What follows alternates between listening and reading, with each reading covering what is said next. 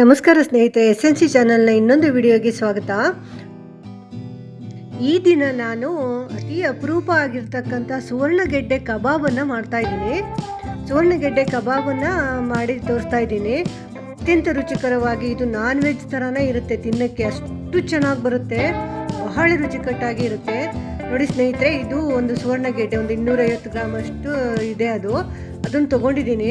ನಾನು ಈಳಿಗೆ ಮಣೆ ತೊಗೊಂಡ್ಬಿಟ್ಟು ಸಿಪ್ಪೆಯನ್ನು ತೆಗಿತಾ ಇದ್ದೀನಿ. ನೀವು ಬೇಕಾದ್ರೆ ಚಾಕುನಲ್ಲಿ ನೀಟಾಗಿ ತಕ್ಕೊಳ್ಬೋದು, ಭಾಳ ಈಸಿಯಾಗಿ ತಕ್ಕೊಳ್ಬೋದು, ಏನು ಕಷ್ಟ ಇಲ್ಲ ಅದನ್ನು ತಕ್ಕೊಳ್ಳೋಕ್ಕೆ. ನೋಡಿ, ಈ ಥರದಲ್ಲಿ ಬಂದಿದೆ, ಎಷ್ಟು ಚೆನ್ನಾಗಿದೆ ನೋಡಿ.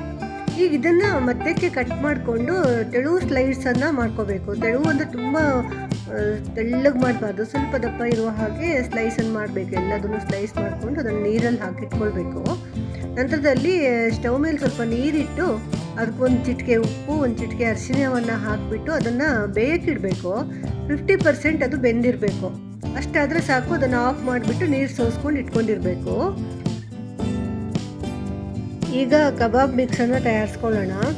1.5 ಚಮಚದಷ್ಟು ಖಾರವಾದಂತಹ ಮೆಣಸಿನ್ಕಾಯಿ ಪುಡಿನ, ಕೆಂಪು ಮೆಣಸಿನ್ಕಾಯಿ ಪುಡಿನ ತೊಗೊಂಡಿದ್ದೀನಿ.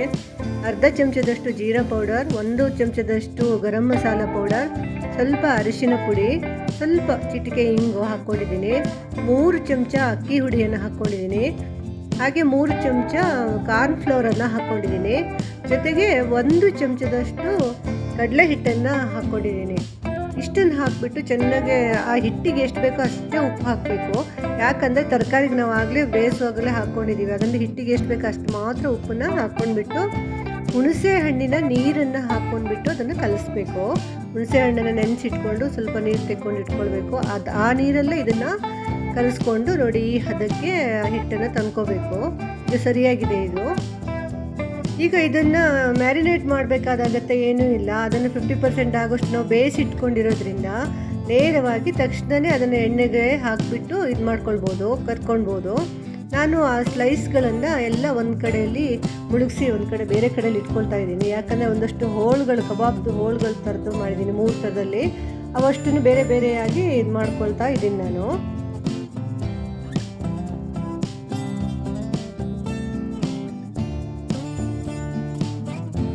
ನೋಡಿ, ಈ ಥರದಲ್ಲಿ ಒಂದೊಂದೇ ಸ್ಲೈಸ್ಗಳನ್ನು ಮುಳುಗಿಸಿ ಬೇರೆ ಕಡೆ ಇಟ್ಕೊಳ್ತಾ ಇದ್ದೀನಿ ನಾನು. ಹೀಗೆ ಮಾಡಿದರೆ ಎಲ್ಲದಕ್ಕೂ ಹದವಾಗಿ ಒಂದೇ ಸಮಯದಲ್ಲಿ ಹಿಟ್ಟನ್ನು ಅಂಟಿಸ್ಲಿಕ್ಕೆ ಬರುತ್ತೆ ಅನ್ನೋ ಉದ್ದೇಶ ಅಷ್ಟೇ. ನೇರವಾಗಿ ನೀವು ಹಿಟ್ಟಲ್ಲಿ ಮುಳುಗಿಸ್ಬಿಟ್ಟು ಬಿಸಿ ಎಣ್ಣೆಗೆ ಹಾಕಿಬಿಟ್ಟು ಕರಿಬೋದು. ಹೀಗೆಲ್ಲ ತಾಗಿಸಿಡ್ಬೇಕಂತಂದರೆ ಏನೂ ಇಲ್ಲ. ಹಾಗಿದ್ರೂ ತುಂಬ ಚೆನ್ನಾಗೇ ಬರುತ್ತೆ. ನೋಡಿ, ಇವಾಗ ಒಂದೊಂದೇ ಹೋಳುಗಳನ್ನು ನಾನು ಬಿಡ್ತಾ ಇದ್ದೀನಿ. ಎಷ್ಟು ಚೆನ್ನಾಗಿ ಬರ್ತಿದೆ ನೋಡಿ, ಇಲ್ಲಿ ಎಷ್ಟು ಚೆನ್ನಾಗಿದೆ, ಚೆನ್ನಾಗಿ ಬರುತ್ತೆ. ಇದು ತುಂಬ ರುಚಿಕಟ್ಟಾಗಿರುತ್ತೆ, ಮಾತ್ರ ನಂಬಿಕೆನೇ ಬರಲ್ಲ ಇಷ್ಟು ಟೇಸ್ಟಿಯಾಗಿ ಸುವರ್ಣಗೆಡ್ಡೆ ಇದು ಬರುತ್ತಾ ಅಂತ. ಇಲ್ಲಿ ನೋಡಿ, ಇದು ಎಷ್ಟು ಜ್ಯೂಸಿಯಾಗಿ ಸೇಮ್ ಚಿಕನ್ ಕಬಾಬ್ ಥರನೇ ಬಂದಿದೆ. ಇಲ್ಲಿ ನೋಡಿ, ಇಷ್ಟು ಟೇಸ್ಟು ಸಹ ಹಾಗೇ ಇದೆ, ತುಂಬ ರುಚಿಯಾಗಿದೆ. ತಿಂತಾ ಇದ್ದರೆ ಇನ್ನಷ್ಟು ತಿನ್ನೋಣ ಅನ್ನುವ ಹಾಗೆ ಆಗ್ತಿದೆ. ಅದೇ ಥರದಲ್ಲಿ ಎಲ್ಲದನ್ನು ನಾನು ಈ ಥರದಲ್ಲಿ ಮಾಡ್ಕೊತೀನಿ ನೋಡಿ, ಸ್ಲೈಸನ್ನು ಬೇಯಿಸ್ಕೊಳ್ತೀನಿ. ಇದು ನೋಡಿ, ಎಷ್ಟು ಜ್ಯೂಸಿಯಾಗಿ ಎಷ್ಟು ಚೆನ್ನಾಗಿ ಬಂದಿದೆ.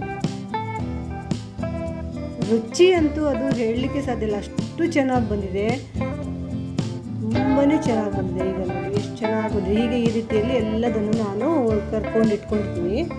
ಇಲ್ಲಿ ಬಗೆ ಬಗೆಯ ಕಬಾಬ್ಗಳಿದೆ. ಸ್ವಲ್ಪ ಖಾರ ಕಡಿಮೆ ಹಾಕಿದರೆ ಸಂಜೆ ಈವ್ನಿಂಗ್ ಸ್ನ್ಯಾಕ್ಕಿಗೆ ಇದನ್ನು ಕೊಡೋಕ್ಕೆ ತುಂಬ ಚೆನ್ನಾಗಿ ಮಕ್ಕಳು ಇಷ್ಟಪಟ್ಟು ತಿಂತಾರೆ. ಭಾಳ ರುಚಿಕಟ್ಟಾಗಿರುತ್ತೆ. ಇದು ಆರೋಗ್ಯಕ್ಕೂ ತುಂಬಾ ಒಳ್ಳೆಯದು.